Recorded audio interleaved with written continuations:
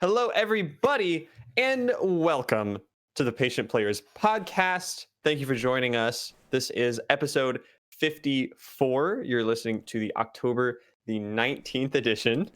My name is Daniel. Jordan, what the heck are you doing?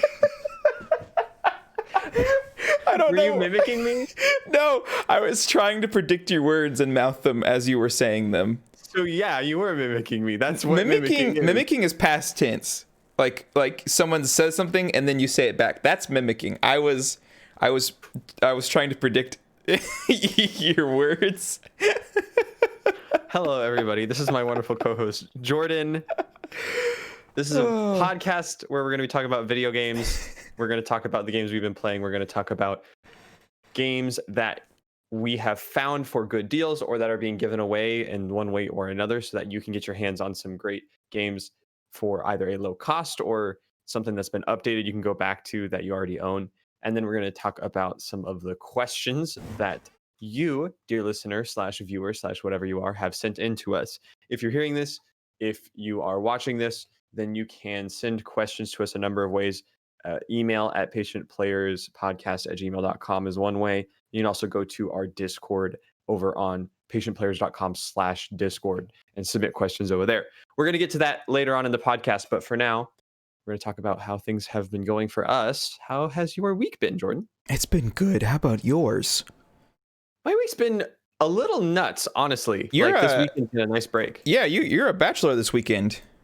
Yeah, that happened a lot at the beginning of the podcast, but it hasn't happened in a while for obvious reasons. So. It did, didn't it? Why did it happen a lot back then?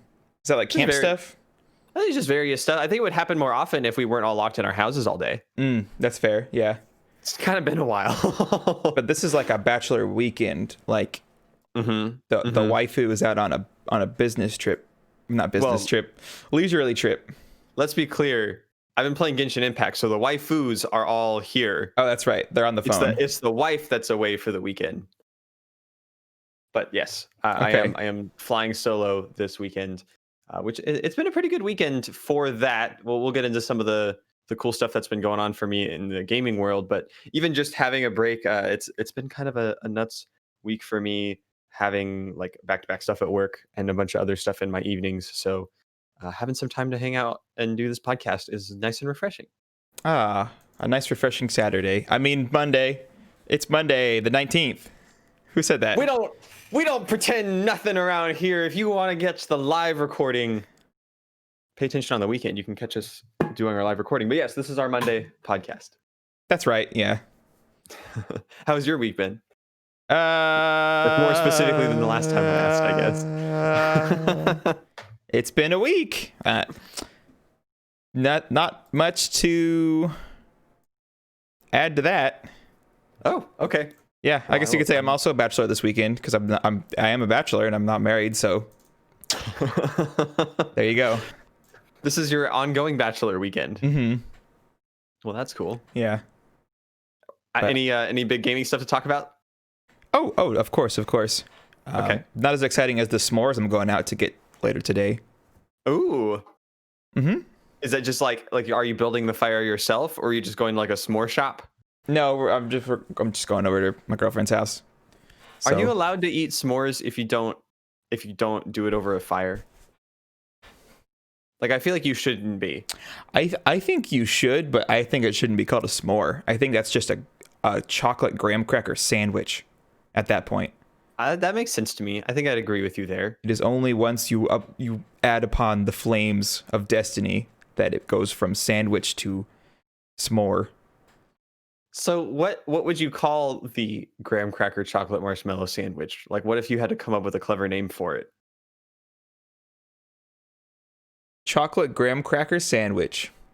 Here's a thought. What if it's just called a more, and then when you sear it on an open flame, it becomes a s'more because it's a seared more. I don't want more of the graham cracker sandwich though. I want less. It go from a smless to a s'more. A smless. Okay. I would I think smless is great. Yeah, those are sad. I've had them before where it's just like crunch and it's just dry and you're like This is terrible. This is not a s'more. Well, so what I'm talking about is something that is identical to a s'more in every way, except it wasn't heated over a fire. It's Right. just That's been what I'm talking about. in some other way. Like a microwave? Yeah, like you just get a s'more You out grill of it on the yeah, like a frying pan. that'd be a s'more. If you microwaved it, it'd be a more. No, more. More. If you grilled it, it'd be a grillmore. It works out because you get that microwave sound. That more. More. More. I got a gaming thing that happened this week. Yeah, tell me about that. I got it here, and if you're on the live stream or the YouTube archive, you can see it. I got myself. What is that? I have no idea what that is. Yeah, completely unfamiliar with the concept of a Oculus Quest 2 virtual reality headset, and now I have it. Oh, you gave it away. I was gonna just keep describing it and have people try and guess what it is from the audible cues, but you just went out and said it. I did go out and say it on this audio podcast. So and now he's wearing it. Now I'm wearing it, so I can't actually see my notes or anything. I am looking at a woman who is drawing her area because it wants me to draw my area. Wait, my area is already drawn. It's right here. Oh, I never finished. Oh, like the tutorial woman. Yeah. I didn't like how that sentence started off. I'm going to be honest with you. I'm looking at some sort of woman in virtual reality. Now I can't see anything at all. Okay, so I'm going to take this thing off. So yes, I did get an Oculus Quest 2. Yes. What day did you get it on? I received it yesterday. I think it launched on Tuesday of this week. And if you're, hold on. Sorry, this is going to be a little noisy as I crank the Oculus Quest headset. So it came out, I believe it launched officially on Tuesday of this week. And when I mentioned a few weeks ago purchasing it, I was talking about how like the launch date on the official Oculus website was getting pushed further back because they were running out of stock on day one.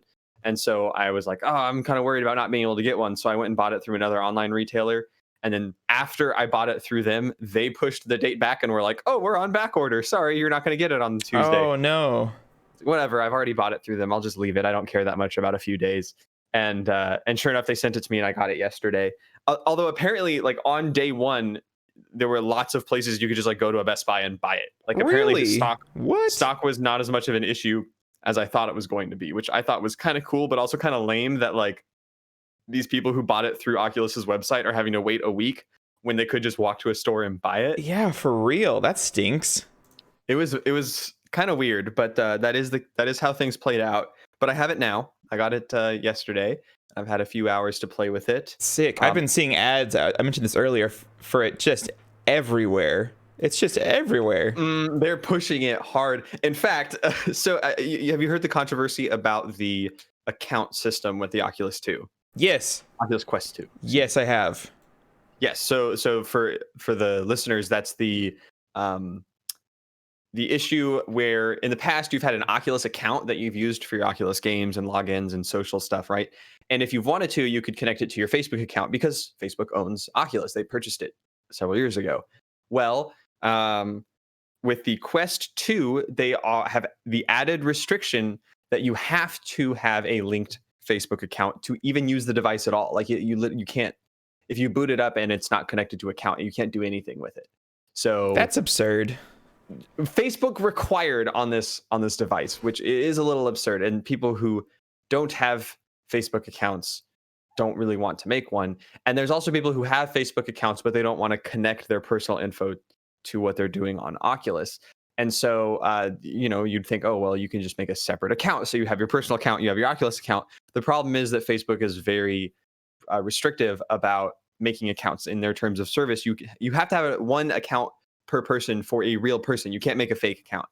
And they enforce that pretty heavily. I actually had a backup account that I was planning on using for Oculus. And I was seeing a bunch of people complaining about having their accounts banned and canceled because they had a fake account. So I was worried about that. I was like, well, let me go ahead and make my account look a little bit more realistic. I was going to add some Yeah. I was going to add some photos. And in that process, I decided to change the birthday because it was just set to January 1. I wanted to make it more realistic. So I set it to March, not thinking about the fact that randomly changing your birthday on an account that's like a few months old is a little sketchy. So I got that account banned almost immediately, which felt bad. And seeing just how rigorous they were being about not allowing these fake accounts, I decided to use my real account. But a lot of other people are having some big problems with that. But you mentioned the ads, and let me tell you, like literally, I have merged my Oculus and Facebook account, so they know that I own a Quest 2. They know that I've been playing a Quest 2, and still every time I open up Facebook, I get an ad for the Quest 2 immediately. That's hilarious. And maybe you might want another one, a second Quest 2, a Quest 4. Well, to be fair, I was discussing just last night buying a second one for my wife, so I guess that's fair. But I don't think they need to advertise that to me on Facebook. Oh, I see. I think I fully understand the power of the Quest 2 because I had it on my face 10 minutes before you're showing me this ad. It's not a matter of brand recognition at that point.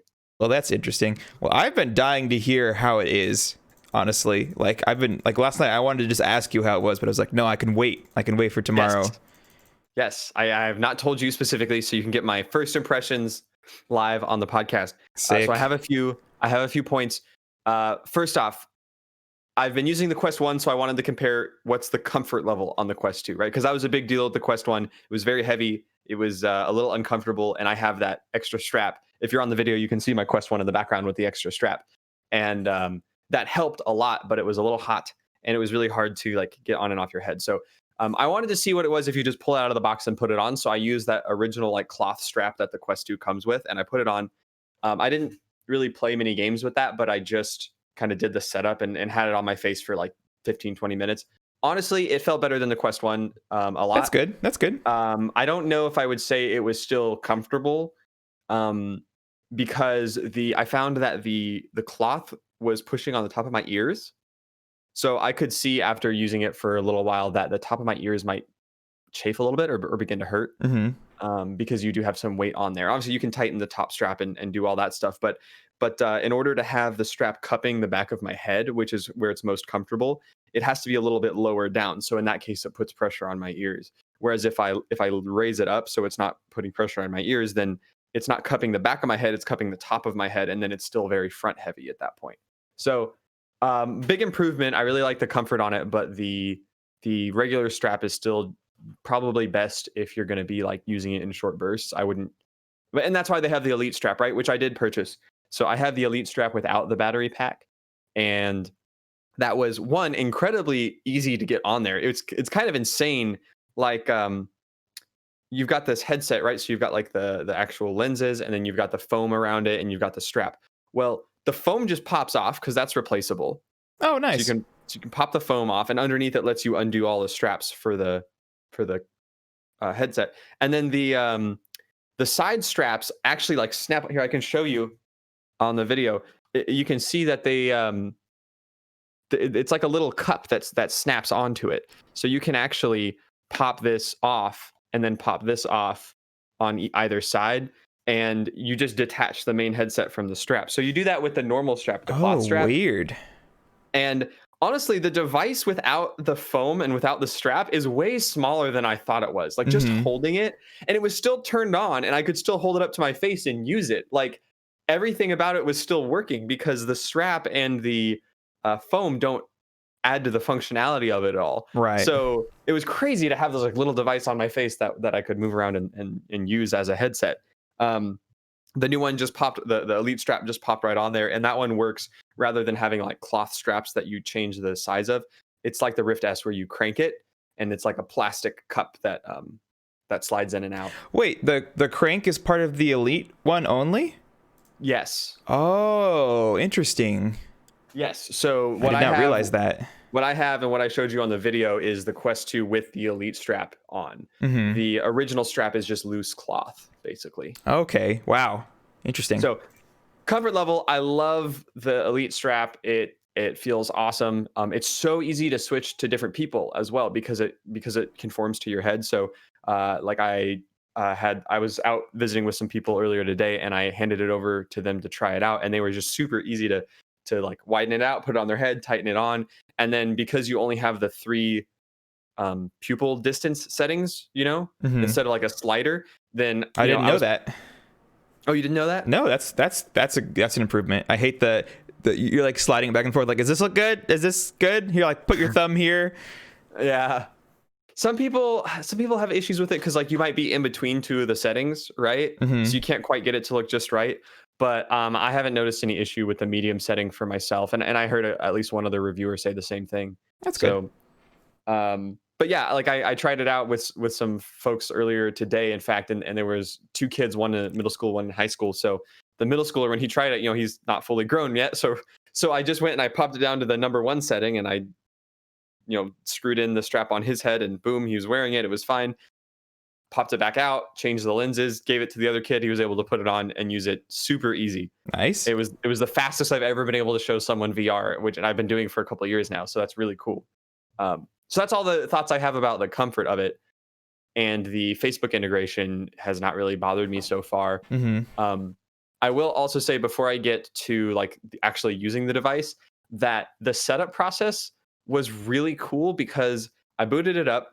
It said connect to your Wi-Fi, and then through Wi-Fi I was able to connect to my phone, and I have an Oculus app, and that's how you manage your Quest 1 and Quest 2 is on the phone. You can like change settings and stuff on your phone. That's cool. So it realized I was logged on the phone, said, hey, do you want to merge accounts? My phone is already logged into Facebook, so it was able to just connect there automatically and then merge the accounts. And then I put it on, and it said like, hey, I'm going to be doing some updates for a while, so take the headset off. I'll make a noise when it's done. And I like changed the straps while all that was going on, put it back on, and then even the controllers were automatically updated because the headset was on Wi-Fi. Oh, very nice. It was automatically connecting to each controller and like doing firmware updates on those without me doing anything. And then by the time I was done, I put it on, and it was just boom, you're at a main menu, you're done. I was like, that was so easy. Mm-hmm. And you bought some games for the first Quest that you had, right? So you already had some games to play on it?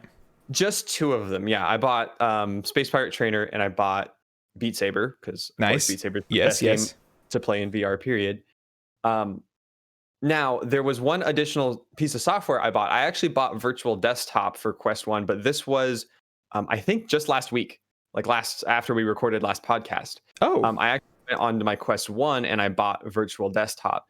And the reason I did that is because if you have an Oculus Quest, you can plug it into your computer and you can use it as a PC VR headset, right? Using the Oculus Link. Mm-hmm. Well, with the Quest, you can also run on its own without a cable plugged in, right? So the Virtual Desktop program on the Quest allows you to connect to a client program on your computer, and it actually will stream your desktop to the Quest without any cables attached. Oh, is this like what client? Is that part of the purchase that you made?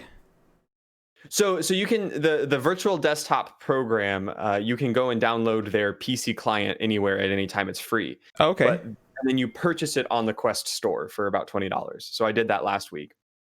Well, by itself, it can only display your desktop. It will not say that you have a virtual reality headset plugged in to play any VR games. But if you go, there's like a 4 or 5 step guide to do this. If you look up something called SideQuest, there's a program out there I just learned about, which is really cool, called SideQuest, and it's basically a way to side load content onto your device that's not part of the Oculus store. What? It's really cool.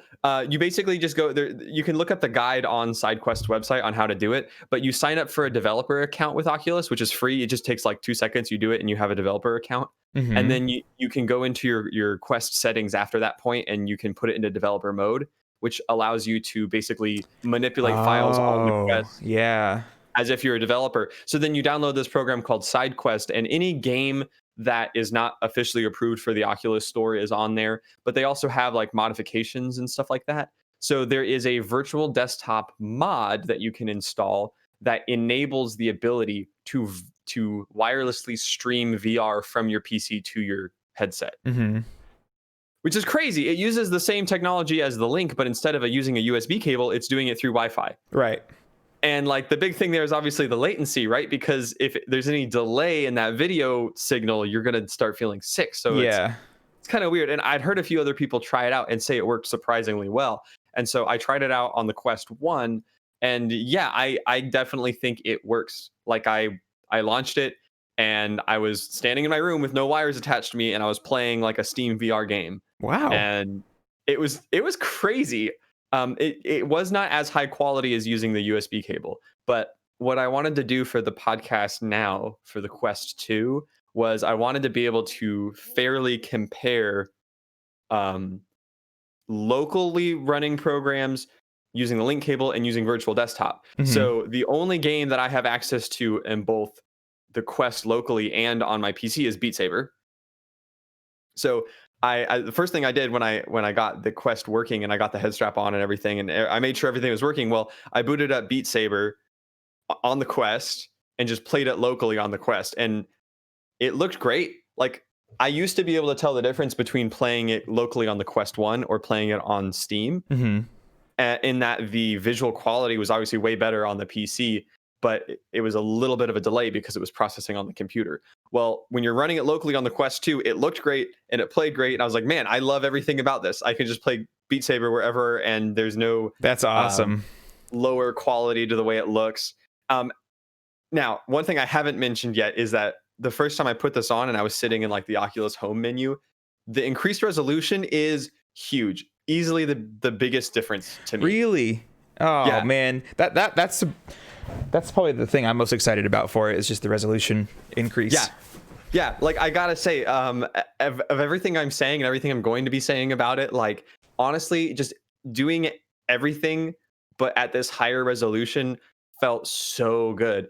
I remember if you've done the Oculus Home thing, right, where you have like can move furniture around and mess with it, but it's like the main menu of the Oculus for PC Yeah. program.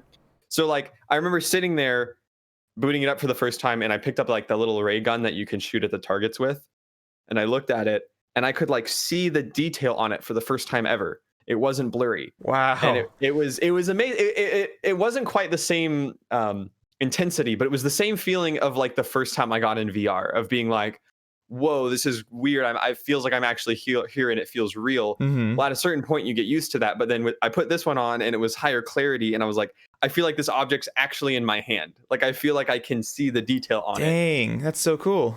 It was really, really cool. So playing Beat Saber that way, not gonna lie, I feel like it made me play better. That makes sense. Yeah, I guess. I feel like my brain had an easier time interpreting the different colors because there wasn't like a blur to anything. Mhm. So played a bunch of Beat Saber, had fun. Turned that off, went and did some other stuff, and then came back after it had charged up a little bit.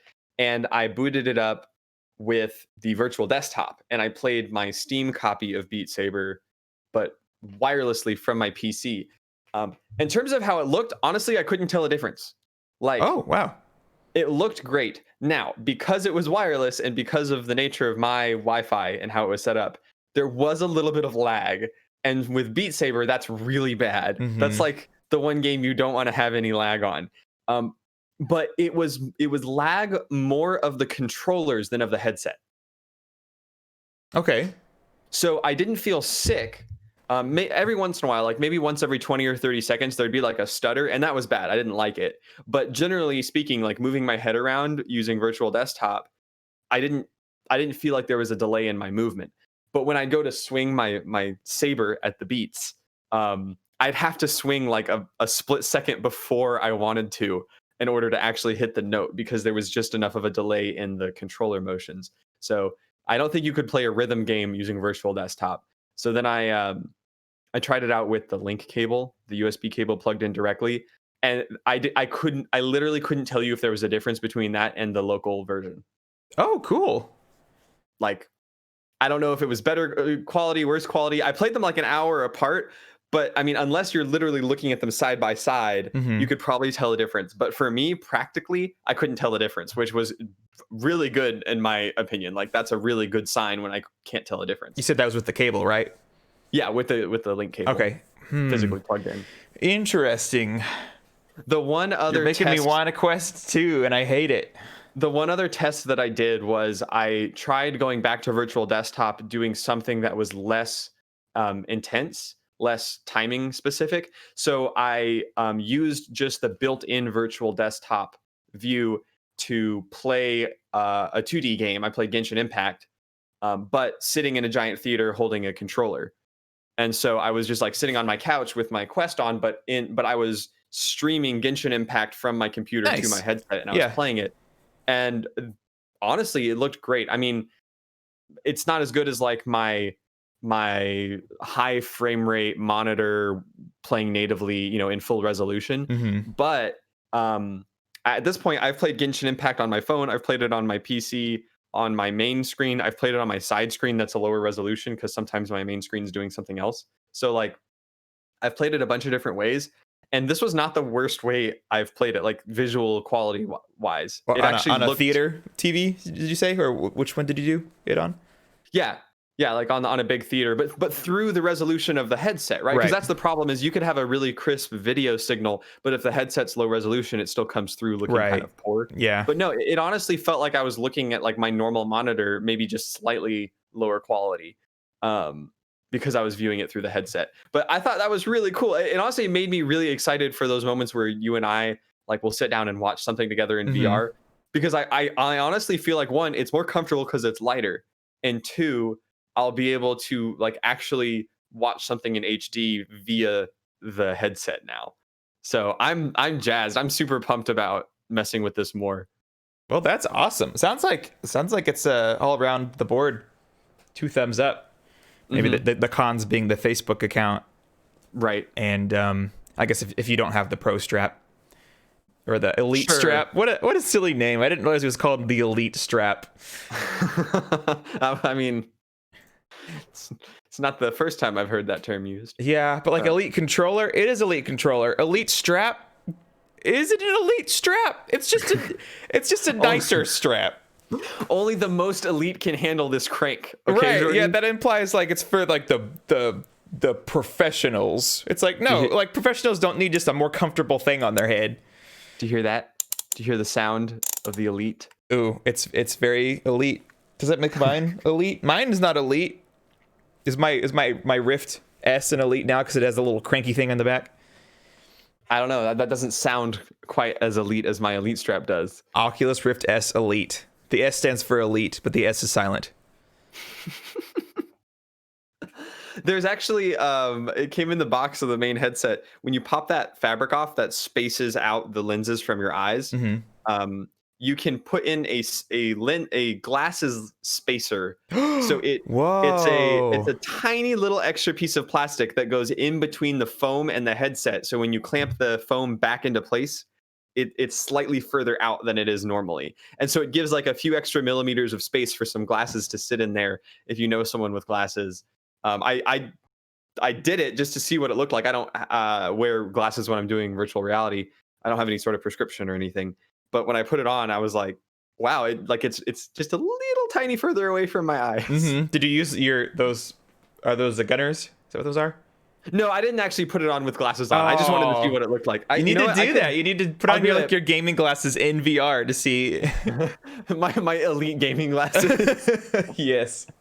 Stick around for the post stream, everybody. We'll throw on the Oculus headset with the Gunner glasses. That'll be fun. So that's a lot of what I had to talk about today. Was mostly just this Oculus stuff. I do have more to talk about with Genshin Impact because I've been playing that game some more. But other than that, it's mostly just been Heroes of the Storm. Well, that's so cool. I hate how good it's sounding, honestly. I hate it. Well, and if you... Go ahead. Like the only thing stopping me is just going through the process of selling my old one first.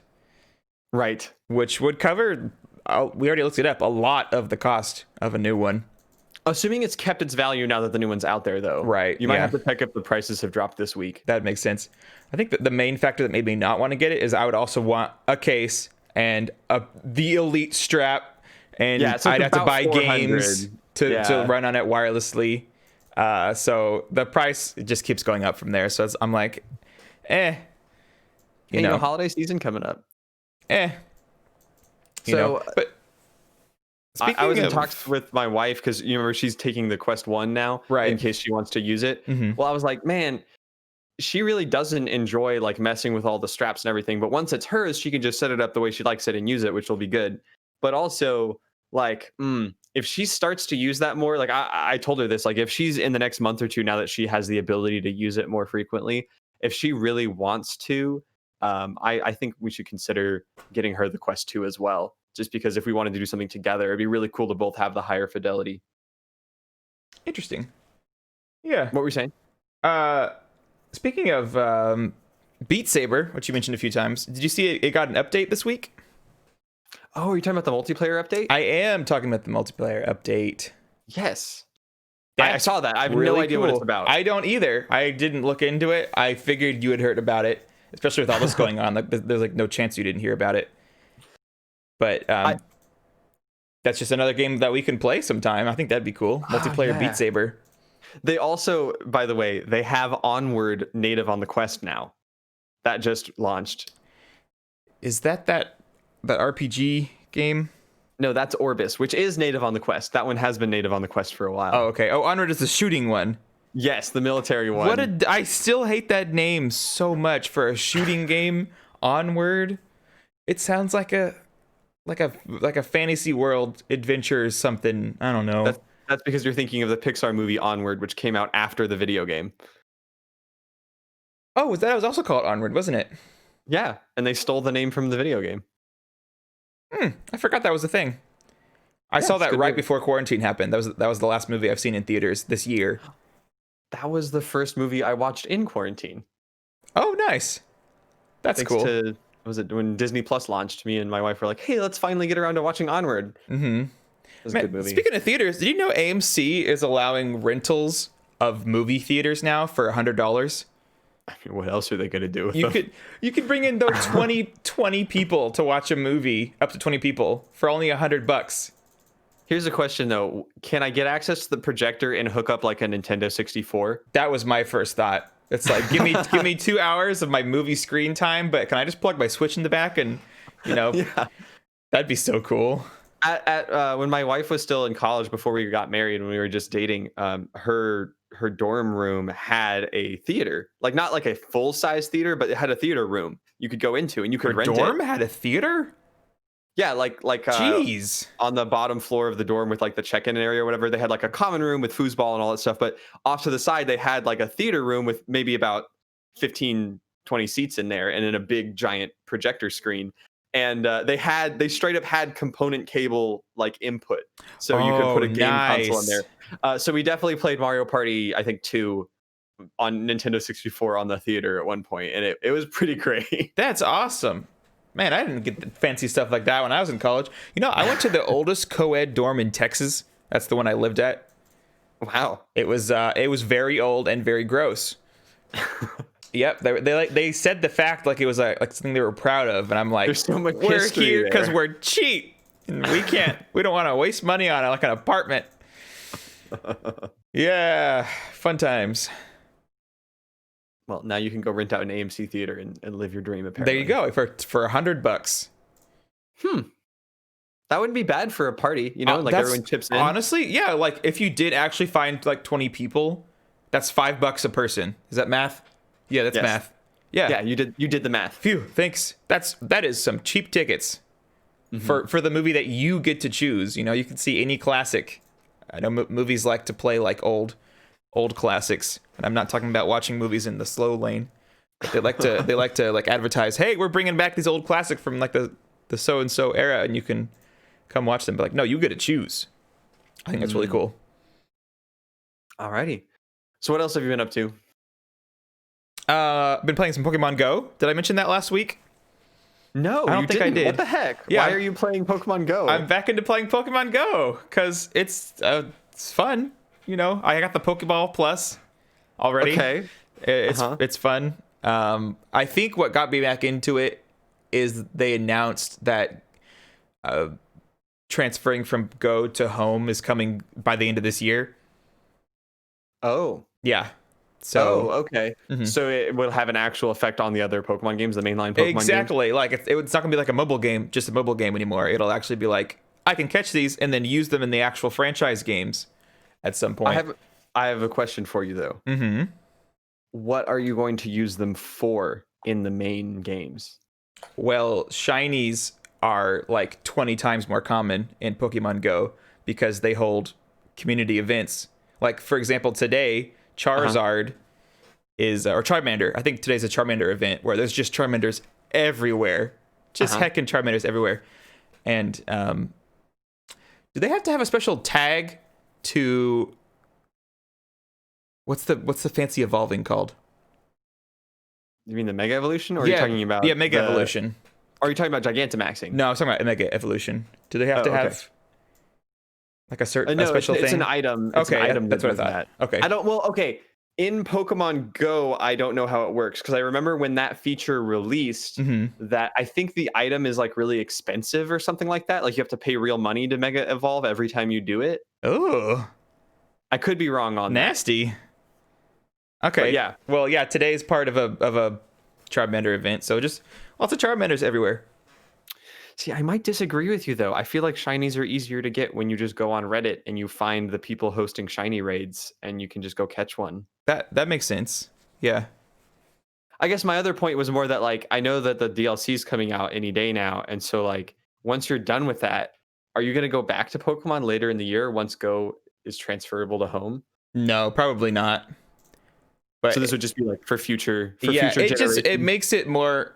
fun for me to be playing Pokemon Go knowing that if something crazy does happen, like I can actually like use that Pokemon, or like if some crazy story happens, I can like transfer it over and be like, oh yeah, I got this guy with this fun story. Yeah, makes sense.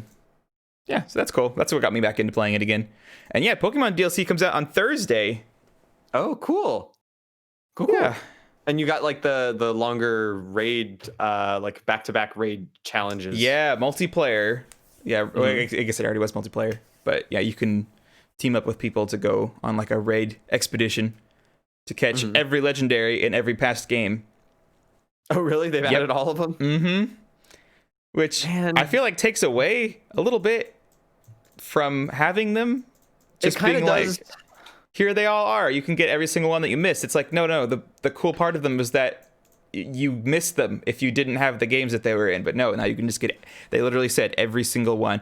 I assume not the event ones. So just like the, like the base game ones. I guess that would make sense to me that it wouldn't be the event ones. But like they've done that before with when they did Alpha... Sapphire and Omega Ruby, those both, between the two of them, I believe you could get every single legendary they've ever made. Yep. And then the exact same thing in Ultra Sun and Ultra Moon. Oh, really? They had like a way to get them? Yeah, that's when I started playing again. And so I got both Ultra Sun and Ultra Moon, and I completely caught up from all generations that I missed, getting every legendary because they're just in that game. Like, here you go. Have fun catching them. I forgot that you got both copies of that game. And I don't regret it. I had so much fun playing that Pokemon phase that I went through. That was fun. And then I caught them all. Kind of like Animal Crossing where you catch them all. Yeah. Catch all the furniture? Yeah. And the fish and the bugs. Yeah, it makes sense. You catch them all in a lot of ways. You caught all of the stars in Mario. You caught all of the bugs in Animal Crossing. Caught all the Pokemon. I still haven't picked up Mario 64 yet. I don't want to play Mario 64. You don't have to. You don't have to play Mario 64, Jordan. It's bugging me though. But why? Because I haven't 100%ed the game. But why? Because I haven't 100% Mario 64. I'm saying, why do you have to? Why does it matter? Because it's bugging me that I didn't actually beat the game. Okay. No, I understand achieving things completely.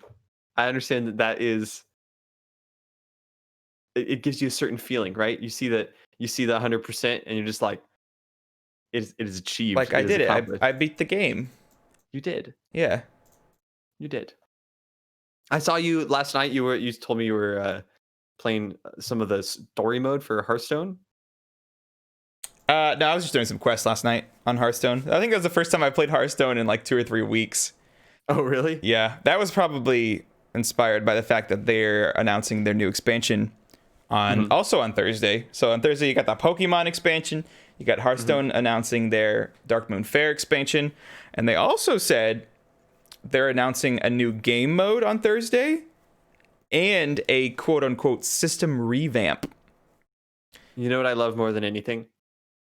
Cream soda. Announcements of announcements. Oh, yeah. I know I do. I'm stoked for Thursday now, dude. Especially the system revamp. A lot of people have been assuming it's going to be a battle pass in Hearthstone.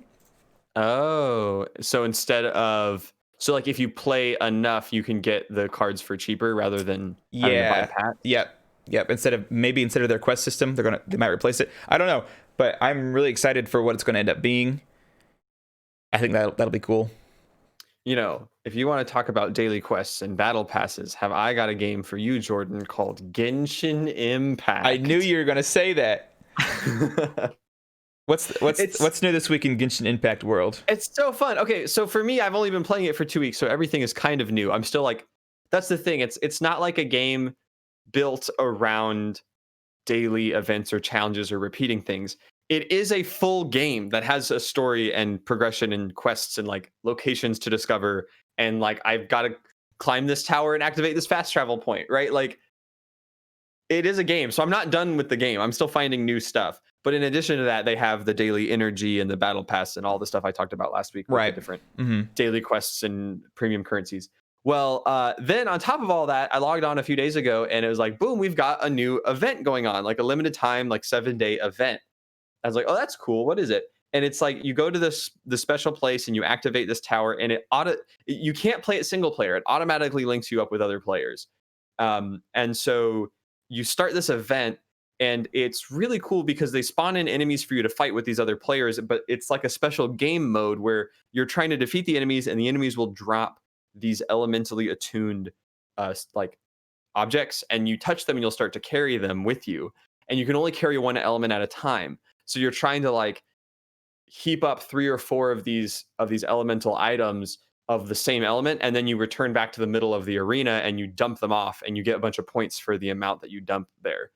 And also the elements that you're carrying will interact with the other elements in the game, right? So if I'm playing a lightning character and there's a fire enemy, if I shoot fire with lightning, it causes an explosion, and that's true in the whole game.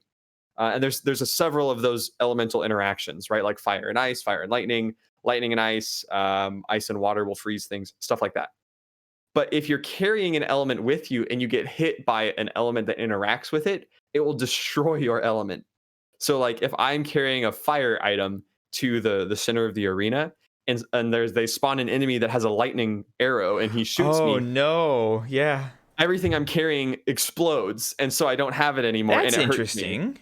And so you have to like smartly navigate around the enemies that are trying to attack you so that you're not dropping these items. And because you're working as 4 people, you can have a situation where like, oh, all of the elemental gems just spawned and there's a bunch of enemies that just spawned. Rather than going and collecting them, I'm going to take my archer and I'm going to cover the people who are transporting them. Nice. So like, that guy is about to get shot with an arrow, so I'm going to shoot the enemy first so that he can get there and deliver the item. And the best way to be support, just prevent the damage. You know my strategy, man. The Zenyatta strategy. They can't hurt your teammates if they're dead. But I really like it too because it is it's always in the same pattern, right? Like it starts off and there's 3 small guys over here and a big guy over here, and then after you kill them, another wave spawns, and then the first set of gems spawn, and then 2 wizards spawn, and then more gems spawn, and then the 2 bosses spawn, and then the last set of gems spawn. So it's like you kind of learn it, and so you're doing it over and over again to get the rewards of it because it's repeatable. And then, but every time you play, the enemies that spawn might have different elements, or they might spawn in a different order slightly, but they're always going to be in around the same spot. And it really reminded me of the time when we were playing Overwatch during the archive events, where they would do like Uprising or whatever. And those. And it's like there'd be an achievement where you'd have to do it like 10 different times, or there'd be an achievement where you have to do it a very certain way or on a very hard difficulty. So you end up repeating it over and over again. And I really liked that feeling of it because it was like, with Overwatch, you'd find like a good group of people and you could tell they all knew what they were doing because everyone would like go to the spot the boss spawned right before he spawned. Nice. And then he would spawn and you'd all blow him up with like super attacks, and then you'd go run over and grab the gems because you knew where they were spawning. And like everyone starts to figure out what you're supposed to do to win. And like they have an achievement to beat the whole thing in under 3 minutes. and like I was with a really smart group of people. We did it like 2.5 minutes, and I got that achievement. It was sick. Awesome. Nice. That's fun. Mm-hmm. And the cool thing is that they give you rewards for doing it, period. So like every time you do it, you have the option to spend some of that regenerating energy I talked about to get a bunch of rewards for having completed it. Then that's weird. You have to spend energy to get the rewards that you just earned? That's true of a lot of things, though. In anything that gives you the experience points that can help you level up, those are going to require the energy, right? So any repeatable task that levels you up that levels up your adventure rank is going to cost energy. And since this gives you adventure rank XP, it costs energy. Okay. Oh, that makes sense. Yep. So, so there's like the base level of rewards you get, and then you get rewards for completing these achievements of like doing this much damage or collecting this much of the elemental energy or beating it this many times or beating it this fast. And those give you premium currency. So you can actually get the currency you need to open the loot boxes or the wishes they call them. And then there's even a third tier where it gives you experience on the battle pass. So if you're doing the battle pass and you're getting the rewards that way, they had like these battle pass challenges associated with the event that give you these big boosts. Wow, this game is nuts. I agree, and it was really fun to grind that out and just like do the event over and over again. I heard that they recouped their development costs, I think, in 2 weeks of the game being out. I believe it, man.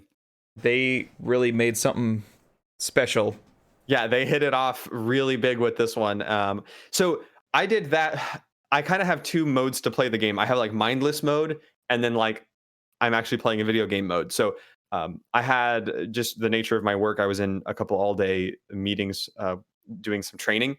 And so with that event, because it was so repetitious and with like the daily quests where you just run over and like kill 8 guys and then you're done, I actually would have that up on a second monitor and I would just be playing it while I was listening to stuff, and I was still able to focus because I was just doing some mindless tasks and getting rewards every day for them. And then like after work was over and I was wanting to keep playing, that's when I actually struck out and like was exploring the world and uncovering new quests and doing like basically playing it like you would Zelda. So I was playing it like you would, I don't know, not a mobile game, but like a gacha game, right? I was playing like a daily game where you have quests and rewards and boxes to tick. And then I stopped playing it that way completely, forgot about the energy system, forgot about all that stuff. And I was just playing the game normally like I would a Zelda and finding new stuff and exploring and like making progress that way later on the same day. It was such a cool experience. I love that game. That is so weird that it's just so many different genres put together like that. It makes me want other games where it's like at one point you're like, I want to play an FPS shooter, and then you like play that part of a game and then you switch over to like an RTS part of the same game. I feel like that'd be really cool if someone could really get all these different categories and put them into one, fluid game. There might be something going on around my home. Would you mind holding on to the podcast for a second? Sure. I gotta check on something. That's fun. There he goes. So, how am I going to do this? We haven't had this happen before. Do I want to cut all this out when I edit the podcast? We're also live. What a fun experience. You know what? Remember, guys, you can tune into Patient Players podcast over at twitch.tv/patientplayers. Let's see what's going on in the chat right now. My friend Judah says hi. That's about it. Oh, good. Daniel's back. Thanks. This has been Jordan's chat segment. Join in next time to hear chat say hello. I need to catch back up on Jordan's chat segment. Hi, everything's fine. No one's dying. We're all good. That's good. Welcome back to the Patient Players podcast. Oh, cool. What episode are we on? This is episode 54, where we like to talk about gaming in the slow lane.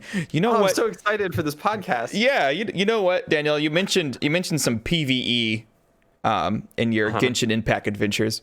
Yes. I also played some PvE this week. Okay. In the good old game of Overwatch, one of my favorite games, because as you well know, it is spoop season. Oh, I know. I completely forgot this was a thing. What the spoop season event?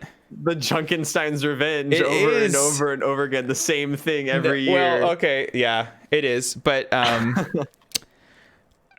they added some new characters to it, so that that's a way to freshen it up a little bit. And also, the exciting part is they started doing this, I think, back in like May of this year, or with the last event, but I didn't care at the time. Is they started adding modifiers to the event to make it a little bit differently played. I like that. So yeah, it's actually cool. They're releasing them in like waves in weeks throughout the month. So the first wave of modifiers was one modifier is everyone is constantly being chased by a ghost. And if he catches up to you, he'll like start sapping your health away. So you always got to be moving around the map. That's huge. Yeah, it was pretty cool. And the second one was just like they move a little bit faster. So not that exciting. But I'm excited for the next. I think there's 4 more coming. So I played that because, three times a week you can get loot boxes for winning arcade games. So I got my 9 wins. And also they've started doing a new thing where during events, also in weekly waves, where getting 9 wins gives you a free skin that you can only get by doing that. Right. Just to right. Just to motivate people to be playing games. So I did that. I got that free skin. I didn't really care about it. However, I mentioned to you last night, I said, can we play Overwatch next week? Because the skins coming next week and the week after that are really, really cool. Should I look this up on the air here? What are we talking if you about want here? to. There's a Brigitte skin and an Echo skin.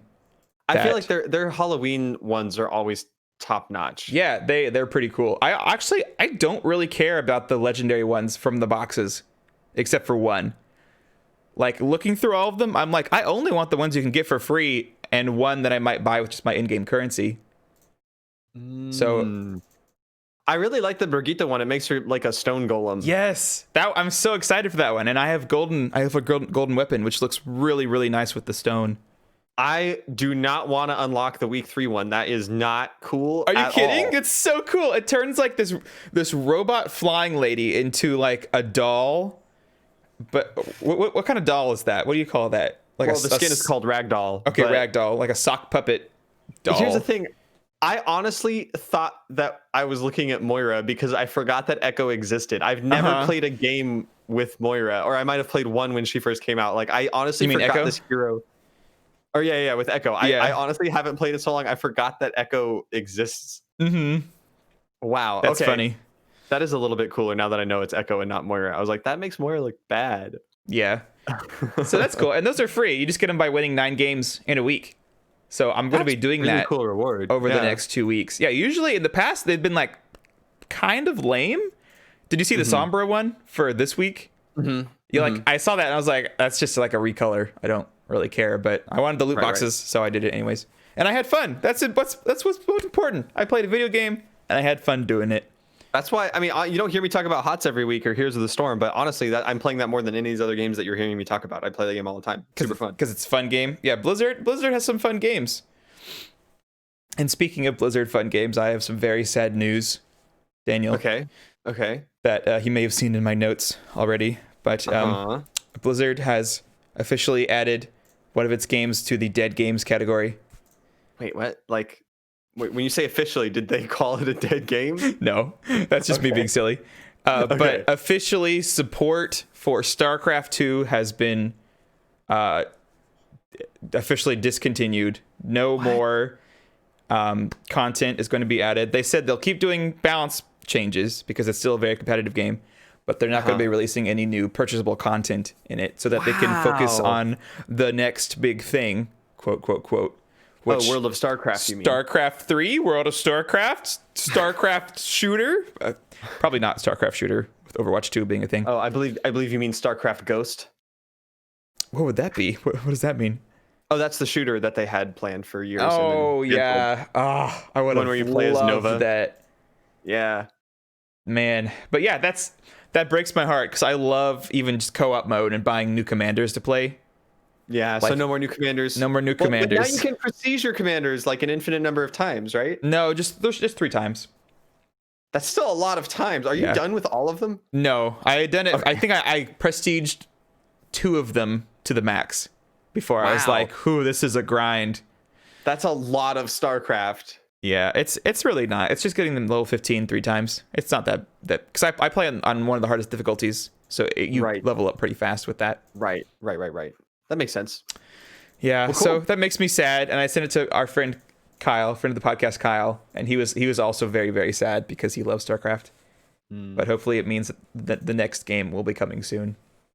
I mean, you can play it anytime you want to in reality. Yeah, but I don't get new content. I want new content. That's fair. For this 10-year-old game. It's crazy that it lasted 10 years, though. That's technically free to play now. Mm-hmm. Yep. Good stuff. That is weird that they like officially said that, because even though like people joke about Heroes of the Storm being a dead game because they stopped the pro scene, right? But like they've never come out and been like, we're making no new content for this game, right? Like they still be so sad if they announced that for Heroes of the Storm. That would be really sad. I hope that doesn't happen. That would be a big bummer. I've actually been considering. There were reasons with that team that I'm playing on. There was reasons for me to possibly have an alt account so I could like play with them in a ranked setting and not have it be affected by my normal rank. Mm-hmm. So kind of like smurfing, but not for the sake of leveling me up, but just for the sake of playing with friends. Mm-hmm. But the problem is that I need to unlock all the heroes again. So I was actually considering doing like the mega pack where you buy, I think it's like there's a $20 pack and a $40 pack, and they each come with different heroes. So if you buy them both, you're basically paying for a full price game, but you get, I don't know, like a third of the heroes in the game or like half the heroes in the game. And so I was thinking about maybe starting off with that, because then as I play with those guys, I could start to unlock the few that I'm missing that I would want to play. And if I ever wanted to play a character I didn't own, usually it wouldn't be with my team. Right. Like usually I wouldn't be playing like healers or any of the roles that I don't play on the team. So I'd really just need to buy the ones that I need for my team. So I was thinking about doing that, having an alt account. Do you remember a while ago when they were just like, hey, if you log on, you can choose a bundle and you just get like the assassin bundle, the tank bundle. I have an alt account that has a bunch of assassins on it. If you want to use that sometime. That sounds good. If you're okay with me like screwing up the rank. Yeah, I've never played on that account. It's just I have an alt account for Hearthstone, and I saw that they were giving away bundles, and I was like, well, maybe one day I'll want to play with someone and let them have access to people. So I logged on, and I just like, assassins are popular, and I chose that one. Well, it's also true that I like the game a lot, and I play it a lot, and I haven't really spent any money on it, except for the one time I bought like a 1 month boost a few months ago. Yeah. So just for the sake of supporting the game, I might, although, it's Blizzard. So it's weird because it's like, I want to support the Heroes of the Storm team because I feel bad that they're not like, they're so small now. They've cut them down so much. But on the other hand, it's also like, I don't think Blizzard needs to like get a bunch of my money. They've also been kind of scummy in a lot of different ways. Yeah, so, absolutely. What are you going to do about it? Cry. That's one thing to do. That is one thing to do. Mm-hmm. Speaking about spending money on games that you already own, let's talk about not spending money on any games and getting them for free. Yes, because we're patient players. That's what patient players is all about. It's all about. It's waiting for those spicy deals. You are so right. We got some spicy deals this week, Jordan. Do we? Do we actually have spicy deals this week? We got some marginally spicy deals. So the ones that you should already know about if you've been listening for October are for PlayStation Plus. You can still get Need for Speed Payback and Vampire, and then the Humble Bundle choice is out there with a couple cool games like Iron Danger. I've talked about that game a lot. It's out there on the Humble Bundle. It's good. You should pick it up. There's that Sunless Sky, Sunless Sea bundle and Fate Tactics and Fantasy Blacksmith. A bunch of cool stuff on the Humble Bundle. Now, for the rest of this month, we did get the middle of the month games that just dropped. So Xbox Games for Gold, you will no longer be able to get Sphinx and the Cursed Mummy. Oh, that was my favorite game. How could they do that? Xbox. No. But to make it up for you, they are adding in Costume Quest. Ooh. Until the 31st of October. So you have about 2 weeks to pick up Costume Quest if you have Xbox Gold. A spoopy game for a spoopy month. And another spoopy game that's more actually spoopy called Made of Scare. That is more of a horror game than Costume Quest, which is kind of a silly game. Now, funny enough, let's say, okay, so you sit down with your Xbox, you download Costume Quest, you play through it, you're like, man, that was a good game. I really like Costume Quest. Well, if you head There's a on sequel over to the Epic Game Store next week on the 22nd, you can pick up Costume Quest 2 for free on a completely different platform. Woo! But sorry, not to jump over this week. This week, we mentioned you can get Amnesia: A Machine for Pigs and a game called Kingdom New Lands. But then, yes, next week, starting on Thursday, the 22nd, you're going to be able to get Costume Quest 2 and a game called Layers of Fear 2 for the Epic Store. So if you haven't heard of any of these deals before, remember the Xbox Games for Gold and the PlayStation Plus and the Humble Bundle Choice that I've already mentioned, those are all subscription services. So you pay one low price, you get a bunch of games. Games for Gold and PlayStation Plus, obviously, those are the online subscriptions for their platforms. Epic Game Store, however, is just free. If you have an account with them, you can claim it through the website. You can claim it on the PC, but you can just get these games for free every week through the Epic Game Store. And then the last area that I like to call out is on the Game Pass for PC. That's a service me and Jordan have both very heavily endorsed, though it did double the price this month. But I still think for a lot of the games that are out there, that's still an insanely good deal. But this week, they have a couple new ones that they've all added. And I mentioned Forza 7 last week, but this week you can get Ditto Mormo's Curse, Swords of Ditto Mormo's Curse. If you remember that game, Jordan, that was the one that we played at PAX a few years ago. I thought that sounded familiar. Yes, that's the game that I only played the first few minutes of it. I remember it basically unashamedly starting as if you were playing Zelda: Link to the Past. Yeah. I believe that it does deviate a little bit from there, but I remember enjoying it. I remember you and hacker friend Keaton, who played it, really, really liked it. So that is for free on Xbox Game Pass for PC. And then Age of Empires 3 Definitive Edition just came out on Xbox Game Pass PC. A few other ones, but those are the ones that I thought were cool. Sweet. I didn't know Destiny 2 was on Xbox Game Pass. Wait, what? Is that new? Oh, looks like console only. Sorry, my bad. Oh, okay. Yeah. Actually, there are a lot of them that are console only. Oh my goodness. Warhammer Vermintide. Crazy. Doom Eternal. Yeah. Xbox Game Pass is just a great deal. Especially that Ultimate one now, because I don't think they changed the price on that one, right? So the PC went to $10 from the original $5, but the Ultimate, where you get both the console and PC version, and you get their xCloud streaming, that's still $15 a month. And you also get their online thing, right? Their online services. Yeah, for Gold. Yeah, all of it's wrapped into one subscription. So. Crazy. Makes me wish I played Xbox games. Just a shout out on Steam. The Sega sale is still ongoing. If you're listening to the live recording, I don't know when that's ending. It might be done by the time that the podcast comes out for you guys. But you can get Sonic the Hedgehog 2 for free. Total War Shogun 2. There's a couple DLC packs for Total War Shogun 2 and DLC pack for 2 Point Hospital. All that stuff is out there for free. But and they've also got really, really good deals on low prices on some of the Sega games. They're makers of Endless Space, of Total War, of that includes Total War Warhammer, 2 Point Hospital, a bunch of stuff like that is out there for sale on Steam. And all right, this doesn't technically count as a deal, but can we please talk about how the heck am I on the front page of Steam and the first thing I'm seeing is RuneScape? What the heck? Why is that so weird to you? You mentioned that yesterday and I was confused. So have you ever played RuneScape? No. Okay. RuneScape is that's probably not what it still is, but what RuneScape is in everyone's mind is like a free-to-play MMO from 2004. Right. Like this is an old game, but they've so you can go back and play classic RuneScape, which makes it like it was back in 2004, and then they have new RuneScape, which is different somehow.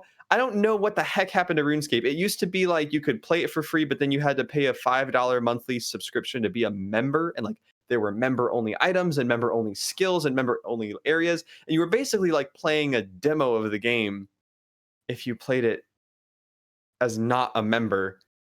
And it's just nuts that RuneScape, like there are so many people my age that have fond memories of being like 9 years old, and like this is their first online community they ever experienced. I have a lot of friends too that talk about it, and I absolutely did not ever play this game because I was in Africa. Like to me, RuneScape takes the same mental space like right after Neopets. It was like you have like flash games on the internet, like PopCap games, Plants vs Zombies kind of thing, and then you have like Neopets as part of that, and then like one level of maturity above that is RuneScape, and then you get to actual video games. Mm-hmm. So it's just bizarre to me that that's out for free on Steam. Go. Very positive reviews. That is what we've been playing, and those are the deals for the week. So I believe that is going to take us to the best part of the podcast, which is going to be our question and answers section of the podcast. Jordan, how could I possibly submit a question to the question and answers part of the podcast? Could you explain that to me? Well, you can't because you're on the podcast, Daniel. I'm sorry to tell you that. But if someone else wanted to, they could email us at patientplayerspodcast@gmail.com, or while we record live on the weekends, they could submit a question in chat, or they can head on over to patientplayers.com/discord, join our Discord, hit that podcast questions channel, and type whatever the heck they want to. Is that all? Writing an email. Did I get all of them? I'm too busy writing an email. Okay, I'm too busy checking the email. Will you take us away with our first email for this week? Do we have an email? We do have an email this week. It's Miranda. Emails. It's the regular Miranda show. Happy regular Miranda show. Happy Monday, patient players. Of course, I have 2 questions for you this week. If I had $1 for every time an email started off with, of course, I have 2 questions for you this week, I think I would have like $4 or $5 by now. And I could buy like more than that. I feel like you have like $10 or $15. I could buy like Angry Birds. I could get a Mario Kart monthly pass for 1 month on iOS. But anyways, which Super Mario Bros. World is your favorite? Ooh, and what are your 2 biggest pet peeves? What? Okay. World? See, yeah, I feel like this is going to be real hard because, like, are we talking about the original Super Mario Bros., like World 1 through 8? Or are we talking about, like, the game Super Mario Worlds, or are we talking about, like, which game is your... What environment from which game is your favorite? That's how I interpreted it. Which environment? And if that's the case, there's a lot of worlds out there. There are a lot of Mario worlds out there specifically, yes. You know, something actually did come to mind immediately. Mm-hmm. What is that? In Super Mario 3D World, the Wii U party game, this was so cool. Instead of them doing just the usual copy-paste, Bowser lives in a fiery kingdom, lava, blah, blah, blah. Bowser's world in this game is carnival themed. And it has the just the funkiest pop that plays when you arrive. And there's like blinking lights everywhere and Ferris wheels. It was so cool to you know, because you're expecting, oh, I'm about to get to the last world, and then you see that and you're like, what? My eyes. Where am I about to go? Yeah, it was wonderful. Which game was that again? Mario 3D World. Oh, okay, that's the one I haven't done. Okay. Mm-hmm. Crazy. Man, there are so many good ones. It's hard to choose. I feel like I remember very strongly some of the Sunshine worlds the most, which is funny because like you just played it and I haven't played it in years. I think honestly the hub world. I really like the hub world of Mario Sunshine. Just it's a good hub world. Plaza. It's great. It's great. It's and great. And there's like secrets. Shines. Yeah, exactly. There's shines to find on it. Yoshi. So cool. Yeah. I like the hub world of Super Mario Sunshine. Yoshi. Don't even get me started on stupid Yoshi. 2 biggest pet peeves. Is Yoshi one of your 2 biggest pet peeves? The Yoshi level in the hub world of Mario Sunshine is one of my biggest pet peeves. I'll go with that. Oh my word. 2 biggest... I feel like I have a note written down on my phone called like pet peeves. Just in case I forgot my pet peeves. See, yeah, and the thing is that like I also forget my pet peeves. I don't know if I can answer this question because I feel like what happens is someone will do something and I will realize I'm getting irrationally angry about it. Like just and I go, rage, and you're like, huh, okay. I feel like there's stuff that you've done and triggered my pet peeves, and so you might be able to answer it for me. Singing the same song over and over again, unintentionally. That's just an annoyance, though. I feel like anyone would get annoyed at that. No. Normal people, when I do it, they don't respond so aggressively. I found the note. You've spent a lot of time together. Oh no, it's in an RTFD document that I can't open. A rich text format. No, it's RTFD. It's some stupid. I'm googling what it means. Yeah, our rich text file, but it contains it can contain attachments, so it's a rich text format document. Oh, okay, I was like, what does the D stand for then? Mm-hmm. And I can't open it on Windows or my Apple phone, even though Apple uses it. Wait, what? Yep. That sounds horrible. Okay, well, but it's a document. It's petpeeves.rtfd. There you go. There's Jordan's 2 pet peeves in the they are 776 bytes of pet peeves. I really wish I could open this.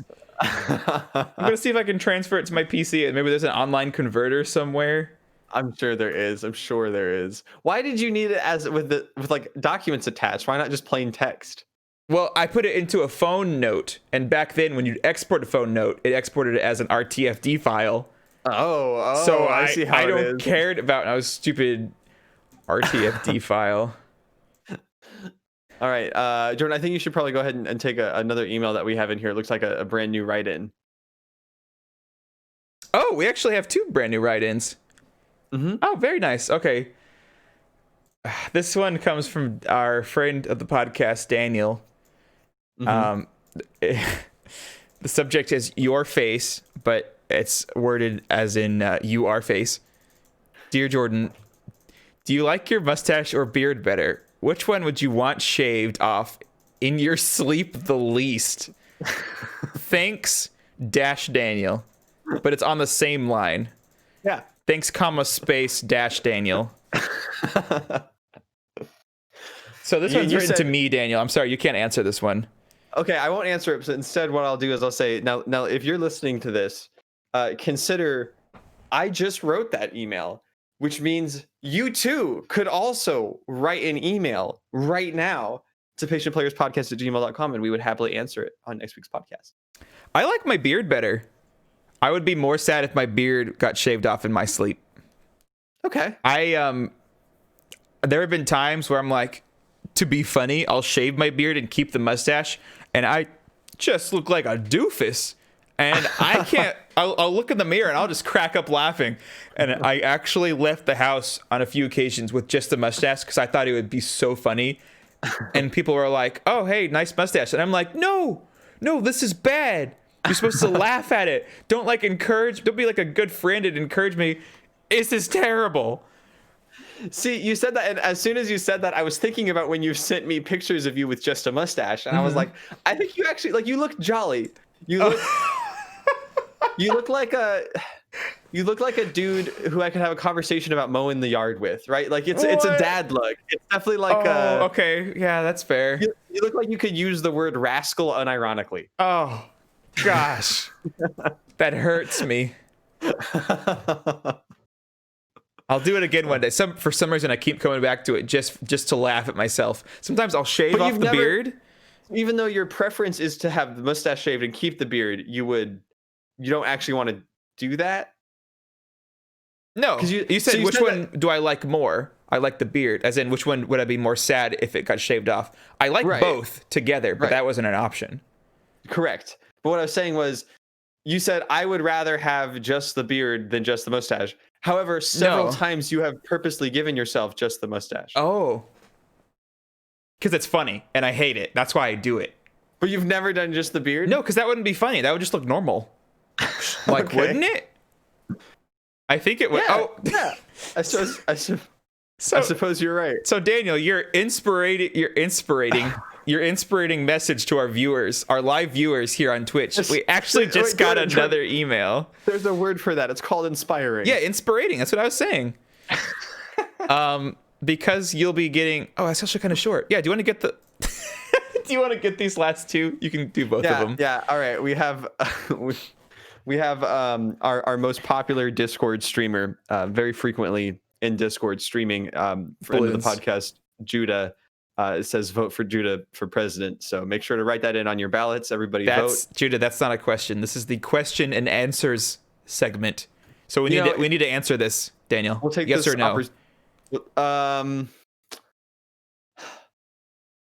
No. I don't have a choice. I have to say yes. I'm his campaign manager. I made his flyer that says vote Judah for president, USA or Canada. He's actually fine with either one becoming president. Okay. So he's going to become president of a country that has a prime minister. Yes. Yeah. Look, it's just the biggest, baddest guy in the room who's in charge, right? So he just needs to walk in with guns blazing and they'll obey him. And that's how presidents work? And he'll call himself whatever he wants to. So thank you for writing in, Judah, with your blank subject. Do you actually have to type? Did he actually type in the words blank subject, or does Google do that? I'm not sure. But I was going to ask you, if your plan for this campaign is to not win via an election, but to win by coming in with guns blazing, yes, does that not mean that you are a war campaign manager, not like an elective campaign manager? Yeah, what's the problem with that? Oh, that's fair. Okay. Yeah. Thanks for clarifying that, though. If you want some practice, Total War Warhammer is on sale on Steam. Total War Campaign Manager 2020. Like Football Manager 2020, but with Total War. Yeah, but you're doing a campaign. I would play that for a few minutes. Wow. Alrighty, now we have what is described as a quick email from our favorite little hacker Keaton, who joined us on our podcast a few weeks ago for episode 50. Our favorite little Keaton. Oh, he's so cute. I just want to pinch his little cheeks, his little Keaton cheeks. He says, and Widow Keaton says, "Yo, what's up? It's your boyo Keaton, hacking into your email live from the backseat of my parents' car. I don't have much time since the hacking police are on my trail, so I'll just skip to the question." Wait, does that mean his parents are like the getaway car? or they don't know he's doing it. Oh, okay. He's hackering. If you could pick two game characters to switch game worlds and have one game for each character in that world, what would the two be? Two game characters to switch game worlds. So I'm confused. Would this be like Mario and Luigi go to Sonic and you have a Mario game and a Luigi game? Or would this be like Mario and Sonic switch worlds?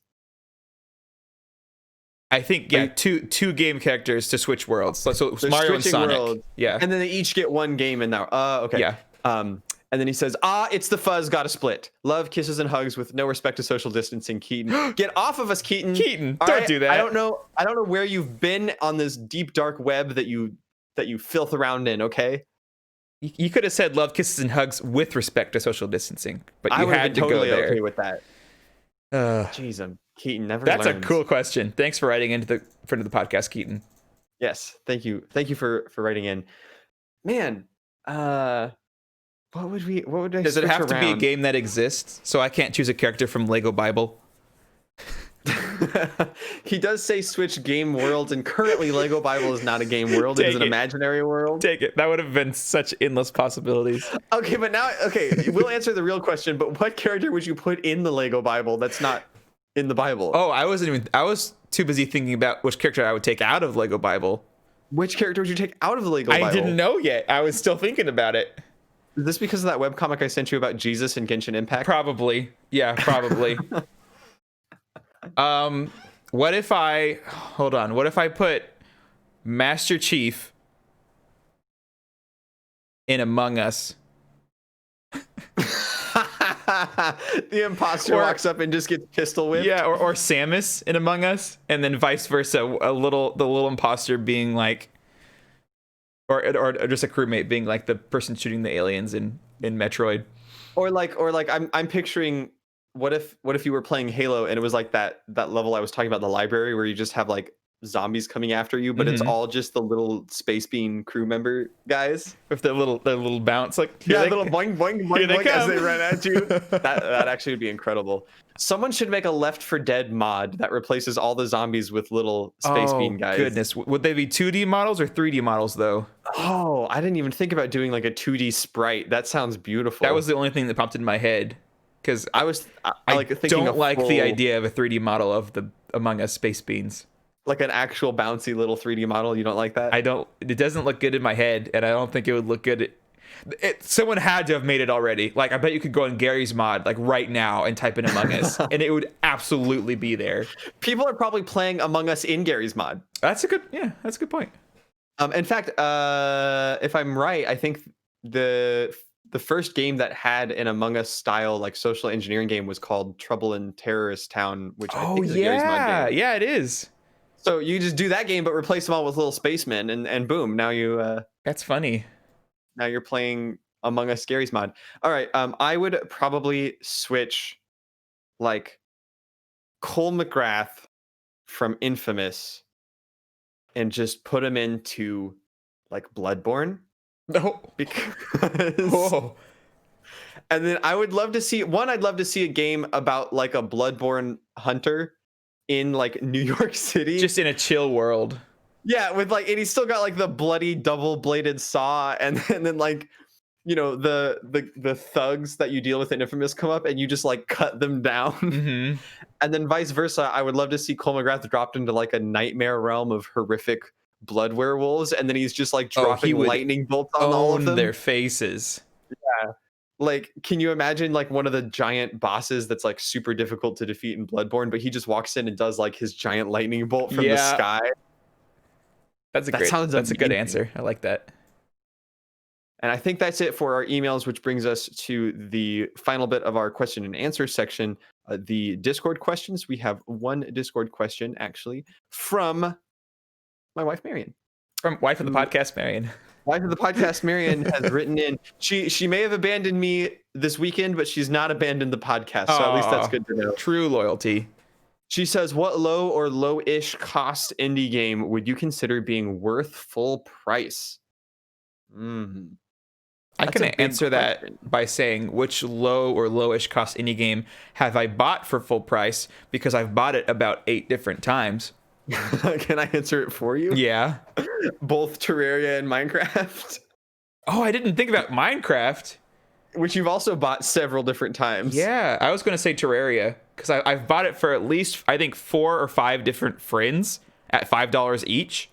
Right. And then myself, I probably got it for $10 when it came out. I got it on PS4 for, I think, $15.